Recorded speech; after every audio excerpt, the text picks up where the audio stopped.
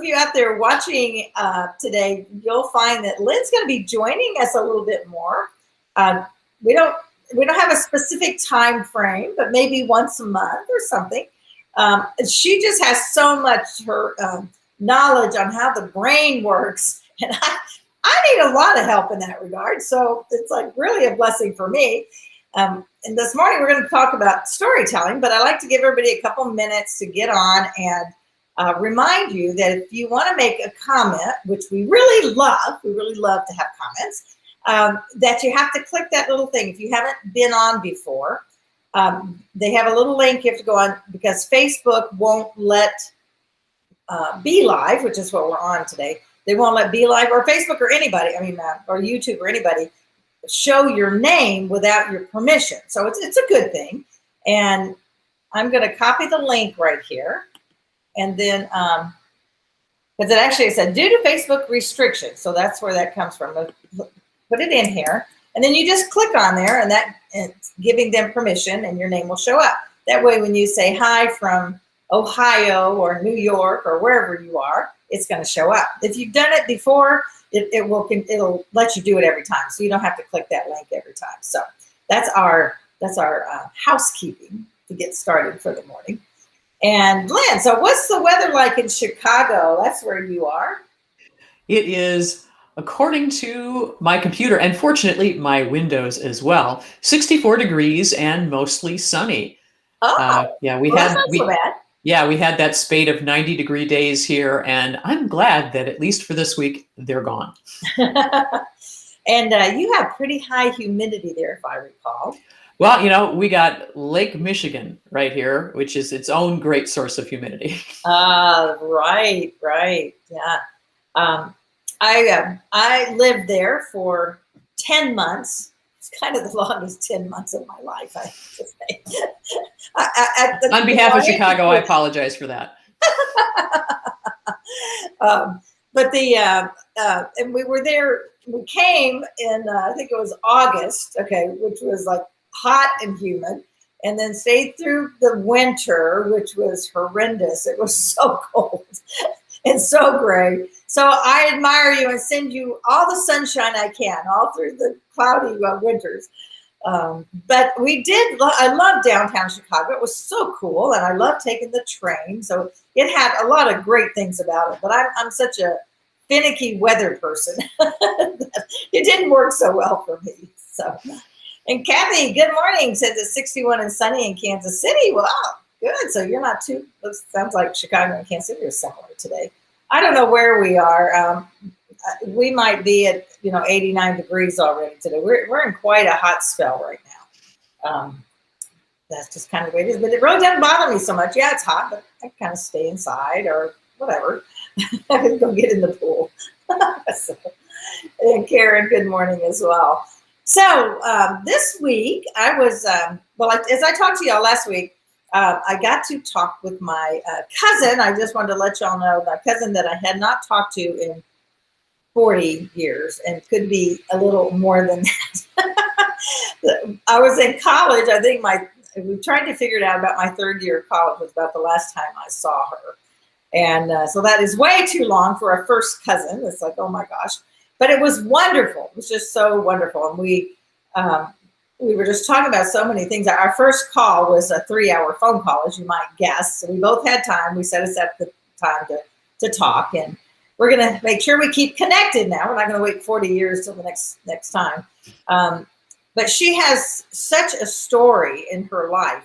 She's been through a lot of things, a lot of ups and downs, and she really wants to reach out and help other people and that have gone through some of the same things that she has. And that's I'm not at liberty to talk about. But the main thing is, Lynne, I was talking to her about how she needs to begin to write her story to really understand kind of where she is. And the reason I like to encourage people to do that is because I think that when you begin to look at your life kind of as a whole, like a journey, there's always these threads that go through. Sometimes it's a thread showing us our own behavior of what decisions and patterns we keep doing over and over and over again. It's like an aha, oh my gosh, well, no wonder, I do this. I've been doing this same thing my whole life.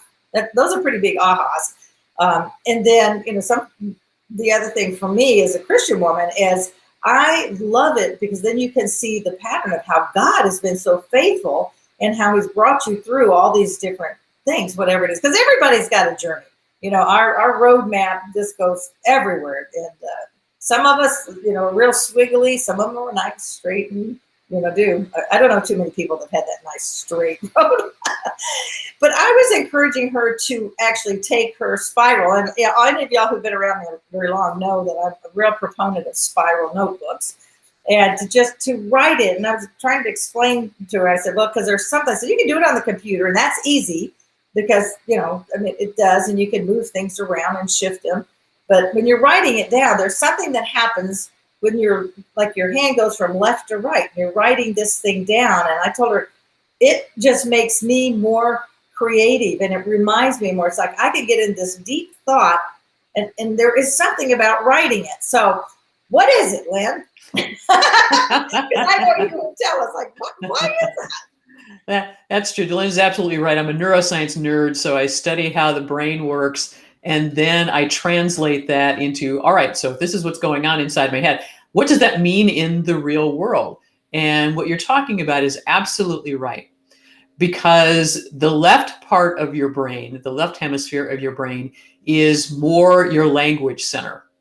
Oh. And the right part of your brain is more, and for lack of a better phrase, it's more your creative center.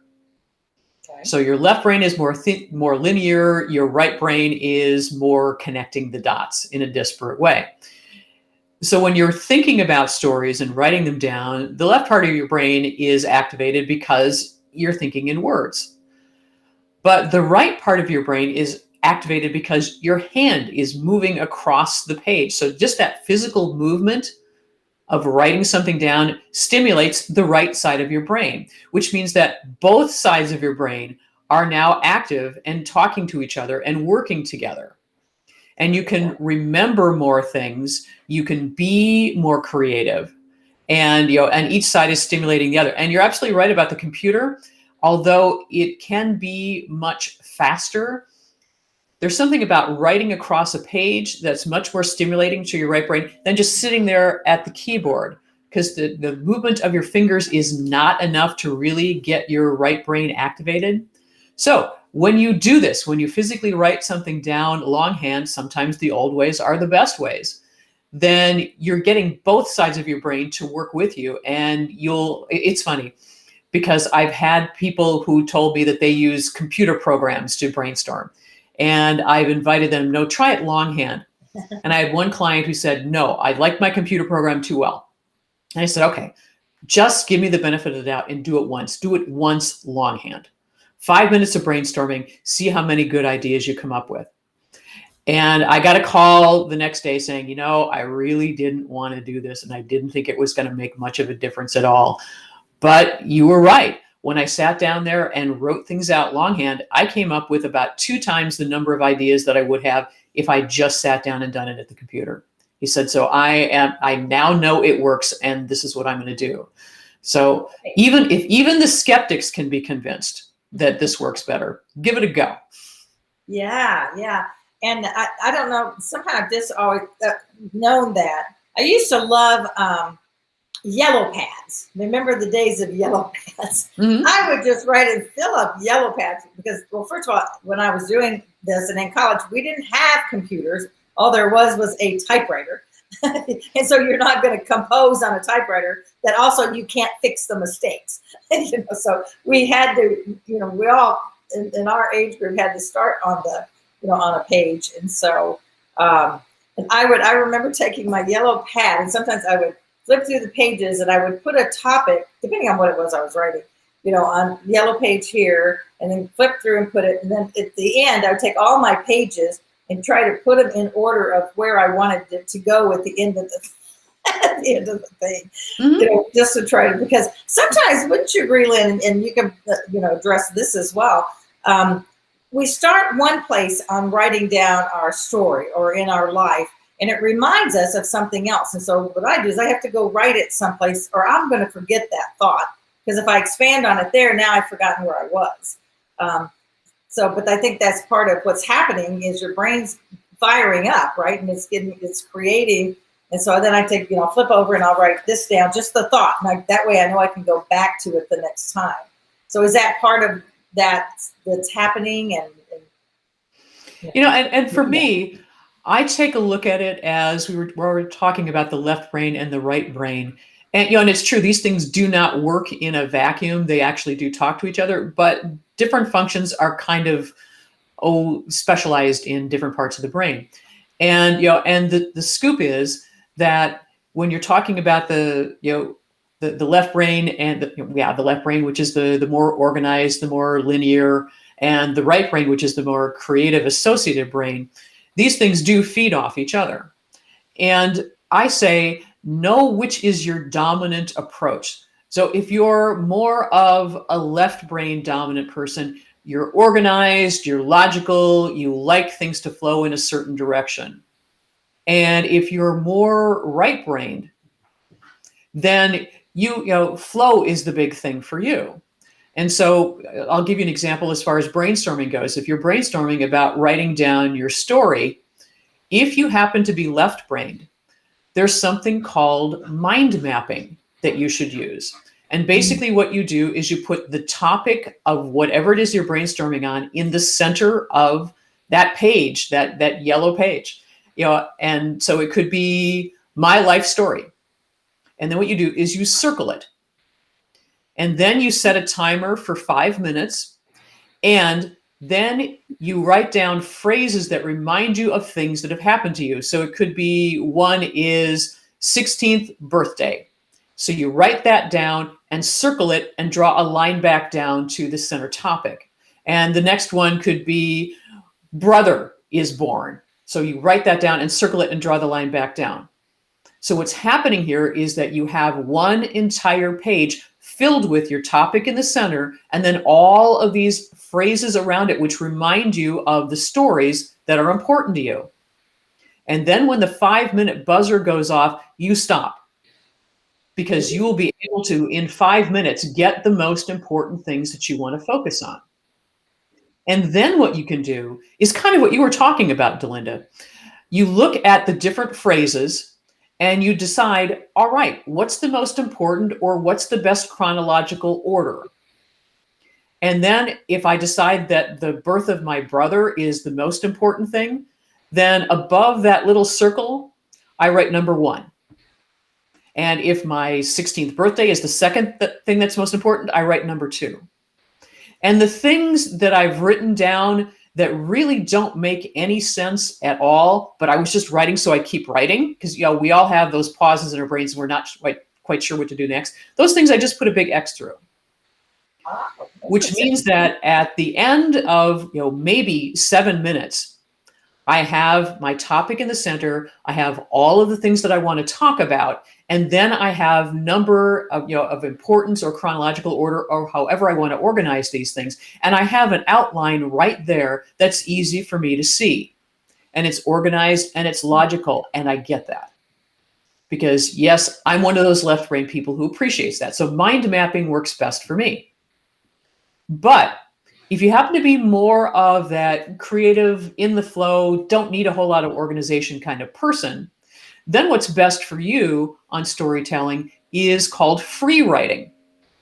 So free writing is literally where you set the timer for 5 minutes and you start writing and you don't stop. And you don't write in sentences. You don't care about punctuation. You don't care about capitalization, none of that kind of stuff. What you're trying to do is just get everything out of your brain onto the sheet of paper. And you just keep writing nonstop until the alarm goes off. And then what you do is you go back and you take a look at the things that are important. And you circle those, and the things that are not important, you cross those out.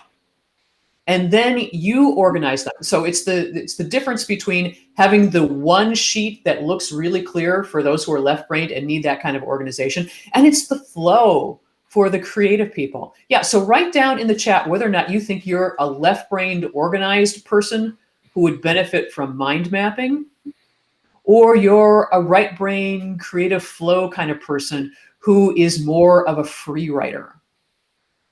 Because That's this is really great. if you're talking about writing down your story and you're not quite sure where to start, brainstorming is a great tool. But use the kind of brainstorming that works with your brain. Because if you're a left brain person and you're being told, don't use any punctuation, don't use sentences, none of that kind of stuff, all that does is frustrate the crap out of you. And if you're a right brain person, and this the circle and the line stuff, I don't need that. I just want to keep writing. So you pick the tool that works best for how your brain works. That is very cool. We have some people answering already. I love that. I don't know if you can see that over there, Lynn. Mm-hmm. And I wanted to say good morning. We'll take this moment here. I'm going to get my little thing here to go backwards. But I saw that Kathy's on here. Linda Parrish, good morning. And Grace, good morning.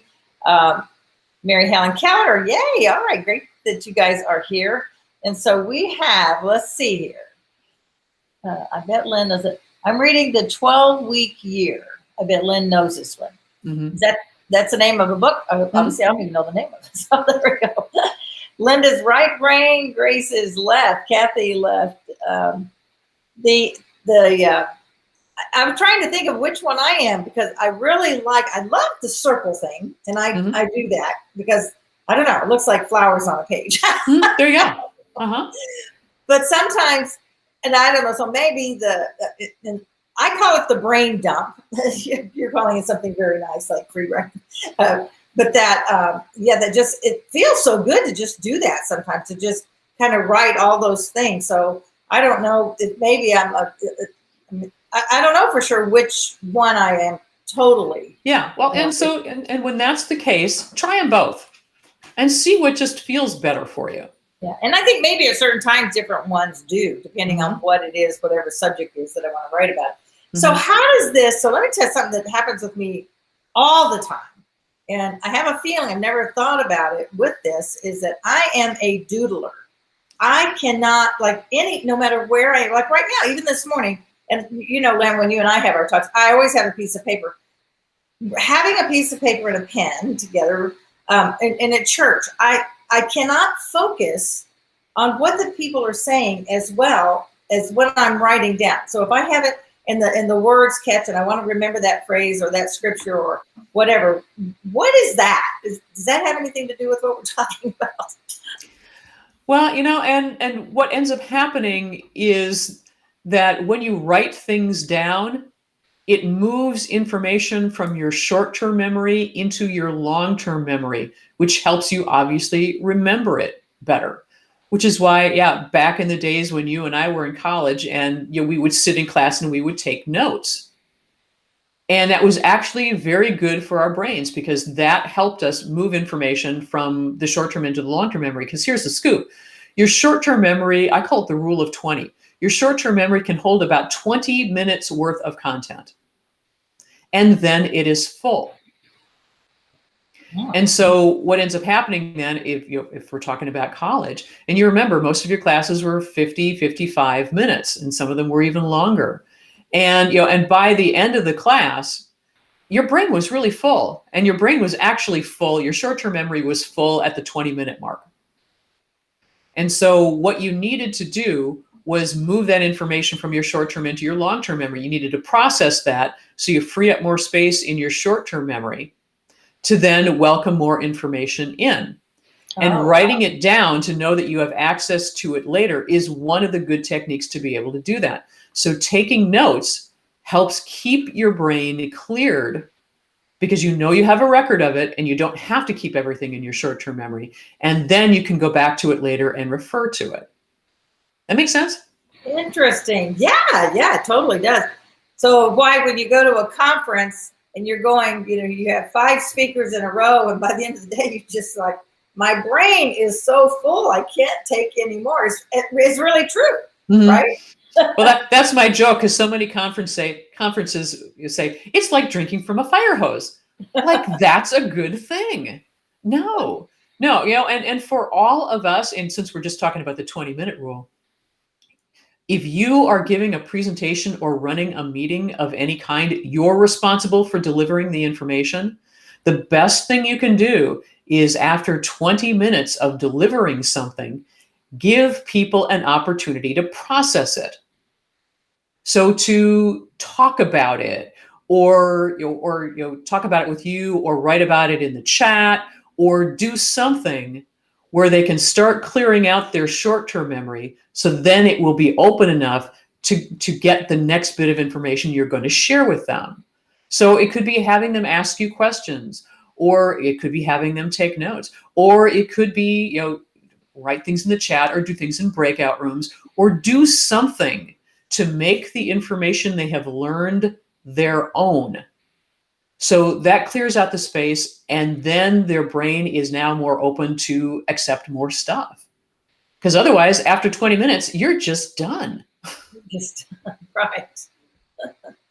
Yeah. Let me go back over to the chat box. Ray says, once you do the first sheets and number importance to you, do you continue with a new sheet with each number to get the flow? Yeah, and Grace, that's a great idea. So if you want to drill down further into each of those stories, yeah, you can take what was originally the number one, which was the birth of your brother, and write that down, and then do the mind map around that of, so how were you feeling at the time? How old were you at the time? Who told you the news? That kind of stuff. And once again, it's 5 minutes, and you'll pull the most important stuff out of your brain in that moment. And it could be later when you pull up that sheet and you're sitting down and writing out the story, you may come up with other things that are important, or shades of the things that, a little bit more detail on something that you've already manifested in that original sheet.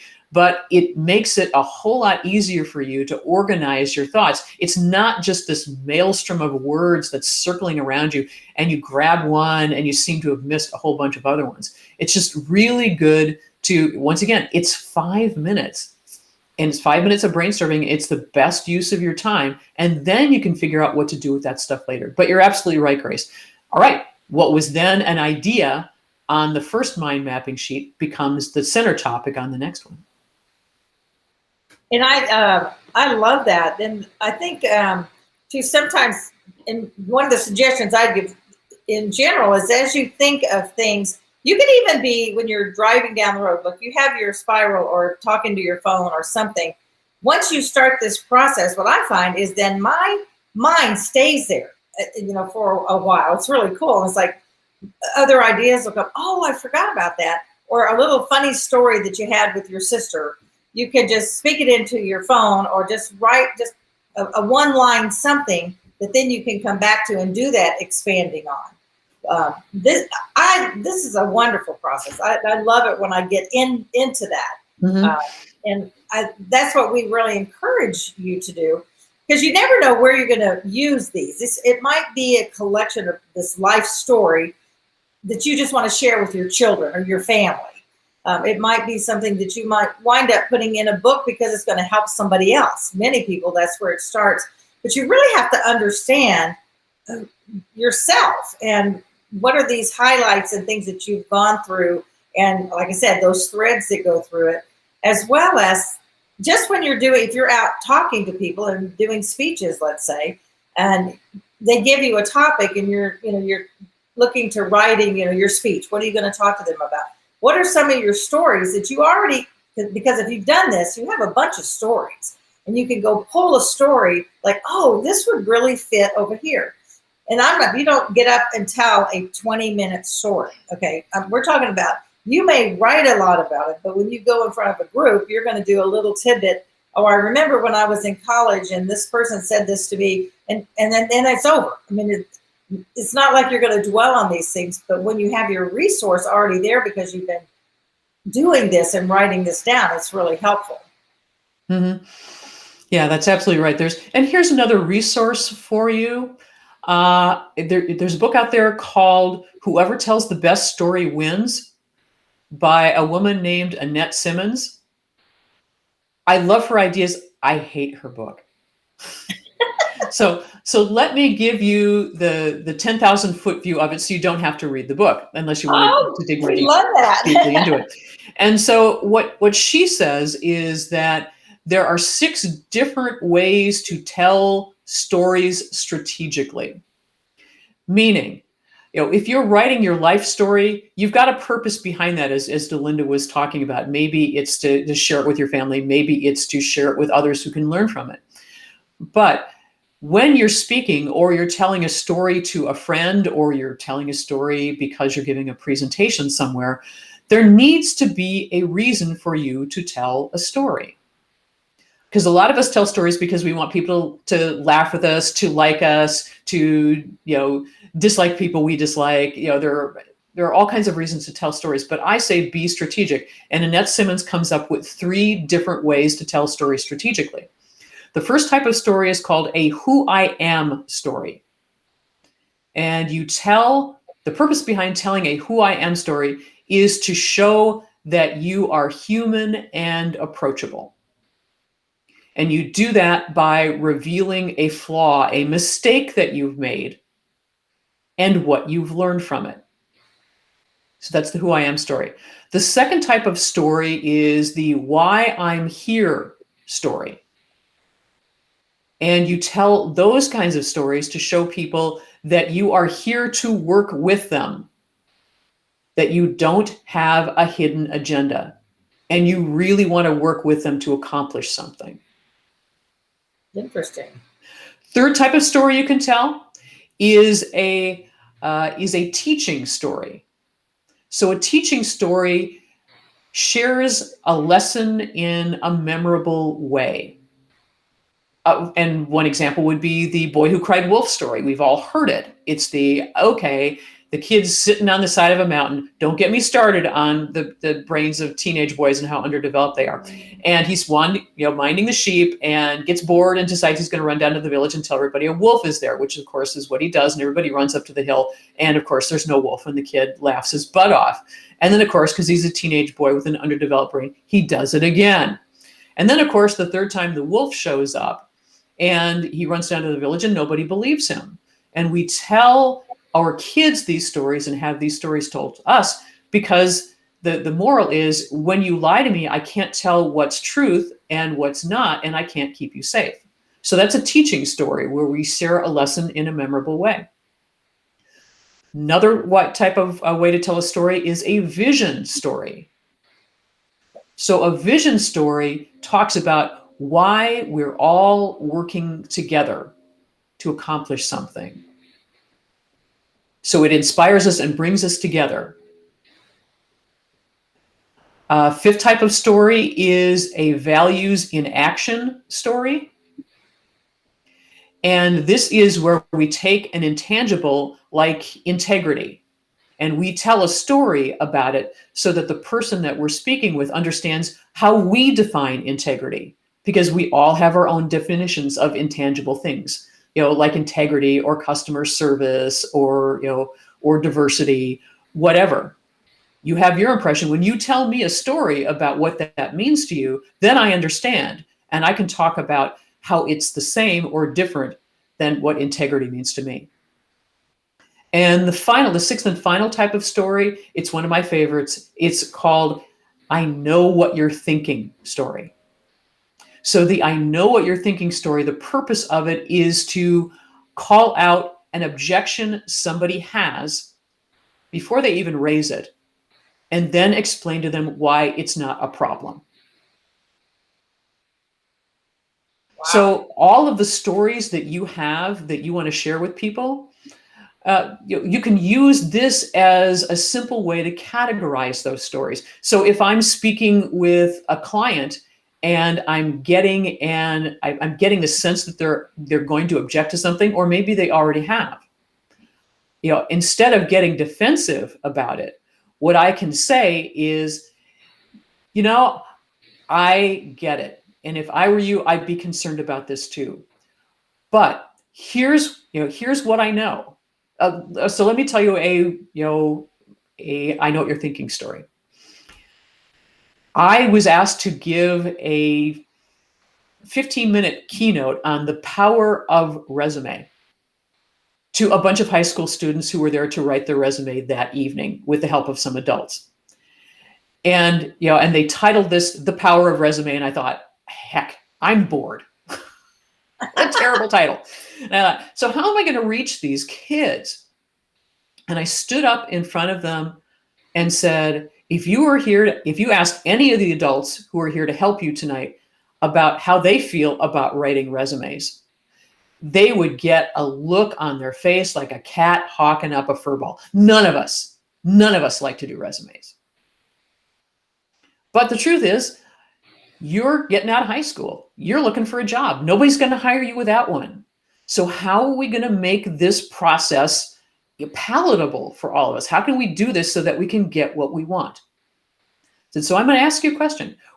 What's your favorite superhero? And just shout out their names. Okay, and you can do this in the chat too. Write down the name of your favorite superhero, just like the way these kids were doing. And I heard Black Panther and Superman and Supergirl and lots. So all these different superheroes got called out. I said, great. All good answers. An even better answer would be you. You are your favorite superhero, because chances are there's at least one thing that you do better than any of your friends or anybody in your family, and some company would be darn lucky to have you doing it for them. So think of your resume as a one-page graphic novel where you talk about your superpower so a company can see what you can bring to them and want to hire you. So their objection, they were going to have to listen for 15 minutes to some boring old broad talk about resumes. I knew that. So now what I showed them is that their objection was unfounded, that we were going to take a different approach to this that was going to make it more fun and useful for them. That is great. Oh my gosh. I bet you got that's a whole different perspective. I mean, what a great place to come from. It's like, oh, wow, I'm a superhero. Yeah. Wow. I guess I'm thinking positively about themselves as opposed to just what am I going to write on this piece of paper? Yeah, I love that. That is great. Yeah, so you've got all kinds of stories. Think about the kind of story you want to tell at any particular moment. So I knew I was facing objections, people who didn't want to be there. How was I going to overcome that? That's why I came up with that kind of story. That's why I came up with that kind of approach, which is now I know what you're thinking story. Boy, those are great 6 areas. And I don't know that I would have, I think that I probably have used each one of these at different times, not having delineated them to know that that's what I was doing maybe. But so now you have a name for them and you can be more aware that you have different options, because you're right. If you want to inspire your people, telling them a story about values and action, probably not going to work, but telling them a vision story probably will. So very important where you put your stories, what stories you tell at what points in your presentation. Yeah. And, so there needs to be a reason behind every story you tell. Don't just tell a good story. Tell a story that's going to help people, move people along in the direction they need to go. Yeah, that is great. And I know, Lynne, you do whole conference and workshops on storytelling. That's one of your great things that you do. That's one of the fun things I get to do, because you're right. Yeah. We all tell stories, but then after sorting through some of the stuff, even those 6 stories from Annette Simmons, it's now, once I learned that, it was all right. So I'm in conversation with somebody and they ask a question and my brain automatically goes to, well, what kind of story can I tell them about that? Because the other thing about storytelling too, whether or not it's written or verbal, is that it's a show me versus tell me. Yes. So let me ask you, Delinda, what did you learn about me when I told you that story about how I shifted the power of resume into a different experience for these kids? What did you think about me? I thought you were brilliant. I thought, wow, now that is, well, first of all, you gave thought to it before you went in. I mean, I don't know if that's where you are going with the question, but that you anticipated the need of your audience, so you knew they were going to be unhappy and not want to be there. So how can you make it more palatable for them? So you cared about them and their responses, and that you're creative and brilliant to come up with that idea of how to do that. Right. And so that's the beauty of storytelling, because if I stood in front of you and said, I'm brilliant, and I think about my audience and their needs, and I care about them, you go, yeah, really, Lynn. But because I told you a story, you drew your own conclusions. And because somebody said, and I was looking at it here, something about tooting your own horn. When you tell a story, you're giving somebody an example of how you think and act, and they draw their own conclusions from it. So technically, you are not telling them, hey, I'm brilliant, or I care about the needs of my audience. You are showing them rather than telling them. And they're more likely to believe that than if you just, if you were telling them, then you'd be tooting your own horn. If you're telling a story, then you're showing them and they're drawing their own conclusion. Yeah, that's beautiful. That's excellent. Let me see if we have any. Let's see. Someone says, I find stories help me remember. I think that's true too. Like last week when I told the story about the little boy, who everybody asked about who's his daddy. That story showed us a lot of things, some about us and how our words make a difference, as opposed to saying, I've said already probably 100 times, if not more than that, in these last year or so, about how important our words are and how we choose our words and the things that we do. And that story really told it. It wasn't a story about me, but it was a story I heard from someone else. So they don't always have to be your very own stories. Sometimes they can be stories from someone else that help us understand the picture. Again, whether it's teaching or whatever your thought is there. Mm-hmm. Sorry, Linda says the video keeps freezing on her. So I'm sorry, I don't see any freezing here, but hopefully when the repeat comes out, when we put it out there, it'll be okay. Marianne Terry says, I always have paper and pen in church and other meetings. Definitely helps to focus. I want to make sure that I had said hello to everybody. I always love to make sure we do that. Well, Lynn, I tell you, this is great. We could go on for a long time on this. This is so fun. Mm-hmm. I appreciate it very much, you being on with us again. And watch out. Anytime Lynn's going to be on, make sure you notate it on your calendar. Check her out on her. Do you want to type in your Facebook page or something, Lynn, so they can get a hold of you, or if they just want to follow you? It's about as easy as it gets. It's Lynne, Lynne Franklin. And and my website also easy, lynnefranklin.com. And if you like this kind of stuff, I do a weekly blog, and 1 week it's written, and the alternating week it's it's a short written article, and the alternating week it's a short video. And tell you what, and my email, yes, lynn@lynnefranklin.com, about as easy as it gets. And if you like the 6-story idea stuff from Annette Simmons, send me an email and say, just put 6 stories in the subject line, and I'll connect you to the blog where I discuss this kind of stuff. And I'll also send you a 2-page cheat sheet that you can use that defines these things and includes a couple of stories so that you can see examples of it. It's, these are the sharing knowledge that works for me is one of my joys. So I'm really happy to be here. And anybody who reaches out and just put 6 stories on there, I will send you links to articles about this stuff. And once again, if you like the blogs that I do, you can sign up for them. Delinda actually reads mine or watches mine, so that's a good vote of confidence.